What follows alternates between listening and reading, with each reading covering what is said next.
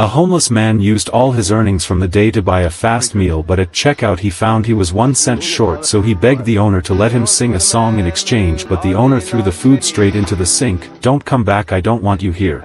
"Go on, alright, I'm going." He went to a trash bin hoping for some luck and filled his stomach with half a piece of bread someone had thrown away. Luckily the next day James was singing on the street when he saw his father. "What are you doing here like this?" Actually his father had already noticed him, but he walked faster pretending not to see James noticed this and couldn't hold back from speaking up. "Christmas is coming, could I come home for dinner?" His father was about to answer when his stepmother appeared, her eyes full of disgust. She refused his request without hesitation, looking down on this stepson who had fallen so far. Maybe feeling guilty, his father secretly slipped him a bill before leaving. Back at the shelter, James suddenly heard a strange sound and many bad thoughts rushed into his mind. "Whoever's there, you better leave." He grabbed his shoe as a weapon and carefully rushed into the kitchen, but then he heard another sound. It was just a hungry orange cat. He let out a sigh of relief and didn't chase it away. Instead he gave it the last bottle of milk from the fridge. "There must be a family worried about you." When the cat finished drinking he opened the window and tried to guide it out, but to his surprise the orange cat looked back at him with longing eyes. Maybe it was the shared feeling of being homeless and alone. James let it stay for the night. The next morning he carried the orange cat door to door looking for its owner, but no one wanted to claim it. Looking at the furry little creature, James wanted to adopt it but soon gave up the idea. He couldn't even feed himself. How could he take care of another life? He had no choice but to let the cat go. "Take care of yourself." But that night when he came back he found the orange cat hiding in the corner with some wounds on its body. James quickly wrapped it in his coat. Since he had no experience with pets he asked a girl for help. She checked the cat and said it needed to go to a hospital, then recommended a charity vet clinic. Luckily the orange cat received timely treatment, but when it came time to pick up the medicine